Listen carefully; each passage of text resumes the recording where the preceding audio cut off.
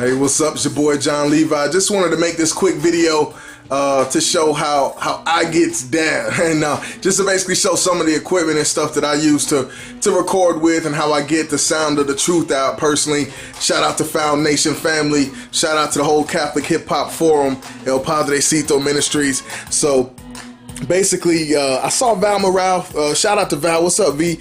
I saw you post a little studio the other day, and you looking good, man. You on your way, dog. You looks like you got what you need. I know I've been meaning to do this video for a while for a few people, but here it is. And I suggest that, you know, if everyone's open to it, to either do a video like this or just maybe take pictures to help other artists out there, you know, who can, you know, who are willing to get out here and spread the truth using hip hop. So this is how it goes down. This is what I use, and this is how we do it. So basically, first and foremost, you need a computer. PC, Mac, laptop, tower, doesn't matter. As long as it's decently fast, you need a computer and you need software, a digital audio workstation like Logic Studio, Reason, Fruity Loops, which is FL Studio, Pro Tools. So that's two things I just said. You need a computer, you need software. Now, once you get the software into the computer, basically, you're gonna need a way to control the different instruments. You see, like guitars, drums, all that other good stuff. So you'll need a MIDI controller to make your beats. You know, tap out your beats, play the piano or whatever instrument that you're controlling through the computer. So that's three things now: computer, software, MIDI controller to control the software in the computer. So, boom. So this is how it goes. First and foremost, all of my equipment personally, I get secondhand equipment. You know, test it out if it's legit, price it, Craigslist, eBay, you know, whatever you got to do. Pawn shops. I'm telling you right now, you know, if you can avoid it, don't buy brand new stuff, because, you know, you're going to, a lot of trial and error. It took me many different shots to get to where I'm personally comfortable. This might not be an ideal setup to somebody, but me personally, it gets the job done. And the best equipment doesn't always equal quality. The best equipment doesn't always equal the best quality. So y'all remember that. It comes down to how you working the knobs and working the different mixing, you know, plugins and stuff. Now that you got your beat, right? You got a computer, you got your software, you got your controller to control the software in the computer. You need to get your voice in there to the beat. It's time to start rhyming. So you need what's called an interface. An interface will change the signal, okay, of a microphone, and it'll change it into something that the computer can understand, and it'll put it in there, and you can play with your voice in there, high, low, whatever you got to do to it, stutter it, chop it up. So that's like four things now: computer, software, a controller to control the software through the computer, okay, and now an interface to put your voice in, or any other instrument that you want to hook up to this to put into the computer. All right, we're rolling.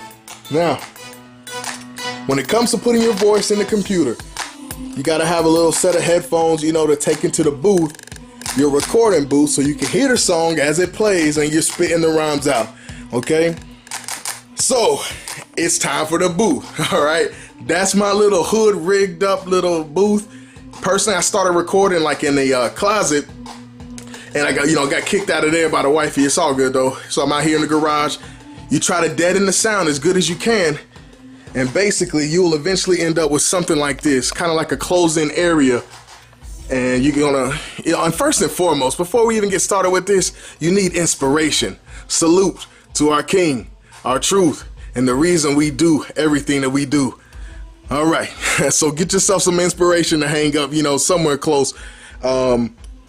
Condenser mic, okay? This kind of microphone, it's a condenser mic.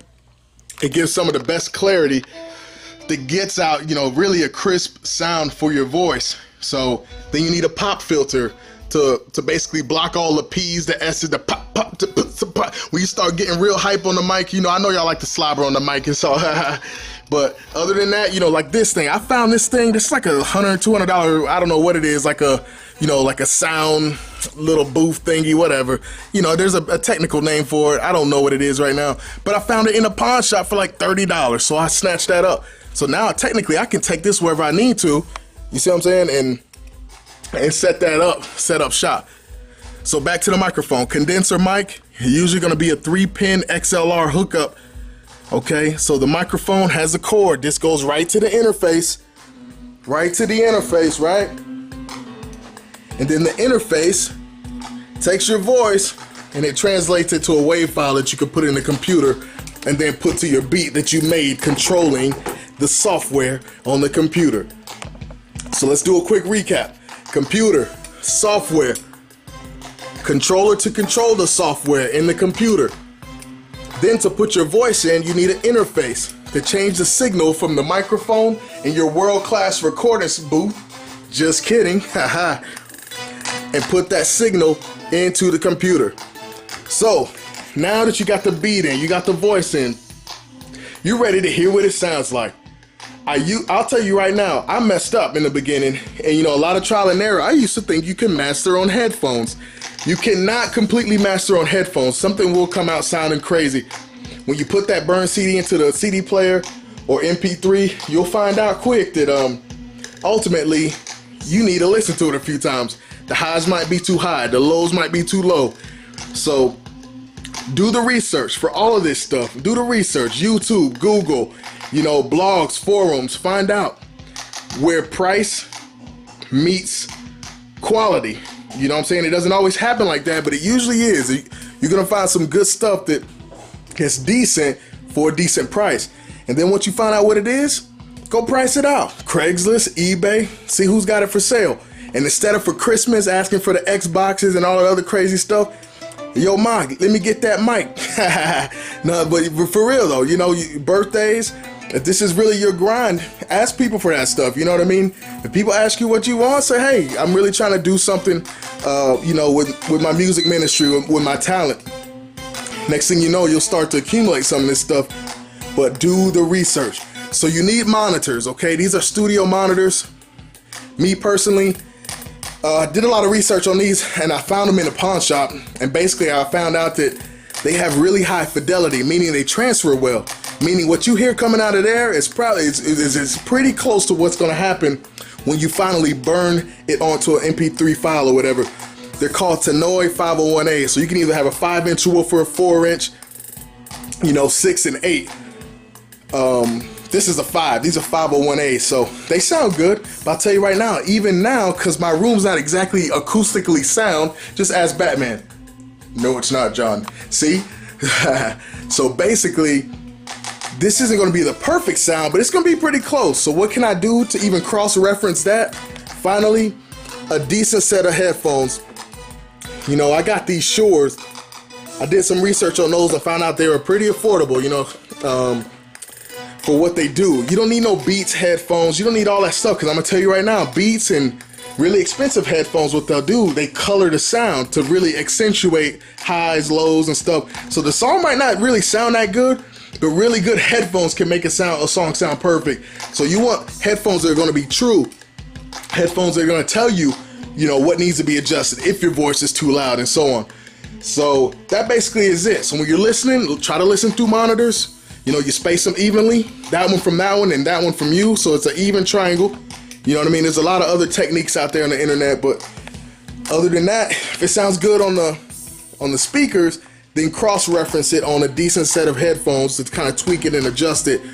Then you burn it to a CD, put it in the car, put it on an MP3 player, see what it sounds like, and compare it. Definitely compare it to, studio work, to studio albums, to professionally mixed and mastered stuff.